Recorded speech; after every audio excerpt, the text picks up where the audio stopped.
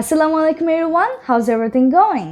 So আমরা কী করি বলুন তো, যখন কোনো একটা ঝগড়ার কারণে বা কোনো একটা কথা কাটাকাটির কারণে আমাদের কোনো ফ্রেন্ডের সাথে বা অন্য কারোর সাথে আমাদের রিলেশনশিপটা একটু নষ্ট হয়ে যায়, একটু খারাপ হয়ে যায়, আমরা কিন্তু ট্রাই করি আমাদের রিলেশনটাকে আবার আগের মতো নিয়ে আসার জন্য। বিকজ আমাদের এতদিনের ফ্রেন্ড, আমাদের ফ্রেন্ডশিপটাকে তো ব্রেক করতে পারি না, তাই না? এরকম কোনো একটা কথা কাটাকাটির জন্য।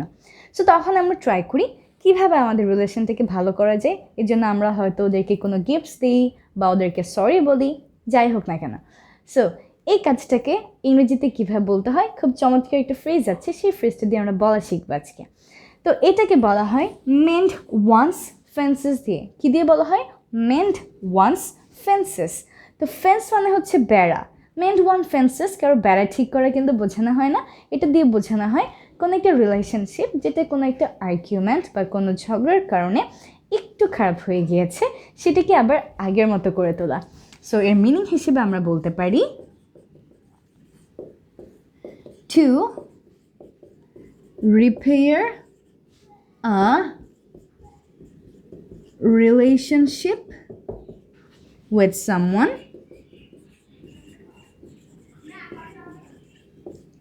what was ruined for any argument. So the meaning of mend one's fences is to repair a relationship with someone what was ruined for any argument. কোনো একটা আর্গুমেন্টের কারণে কারোর সাথে যদি রিলেশন খারাপ হয়ে যায়, সেটাকে আবার রিপেয়ার করার ট্রাই করা, আবার ঠিক করার ট্রাই করা।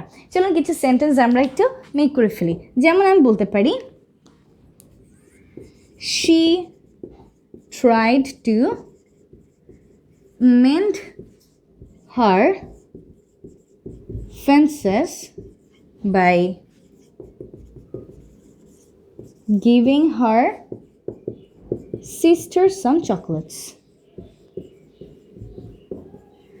তার মানে ধরুন কারো বোনের সাথে রিলেশনটা খারাপ হয়ে গিয়েছিল কোনো একটা ঝগড়ার কারণে।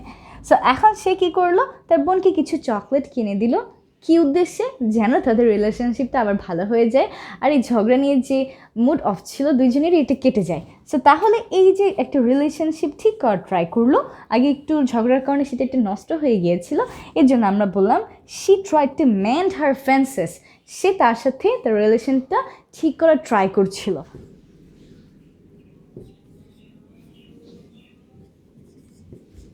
After a bitter argument, Rakib offered his friend some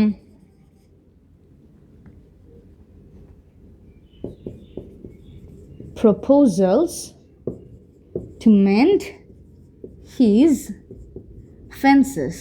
তার মানে একটা বিটার আর্গুমেন্টের পর রাকিব তার ফ্রেন্ডকে কিছু প্রপোজাল অফার করলো যে তুই যদি যেতে চাস কোনো মুভি দেখতে যেতে পারি, বা তুই কী খাবি বল, আজকে তোকে আমি সব কিছু ট্রিট দেবো।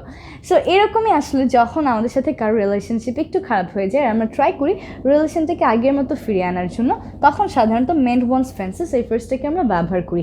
মেন্ড ওয়ান্স ফেন্সেস, এই ওয়ান্সের জায়গায় আমরা যে কোনো একটা প্রিপোজিশনকে ব্যবহার করব। For example, mend my fences, mend his fences, mend her fences, mend our fences, mend their fences. That's it. Try to make sentences with this interesting phrase, and I will see you inshallah in next class in another short video. Take care and Allah Hafiz. Don't forget to share this lesson with all your friends and family members. Stay blessed. I'll see you. Bye bye.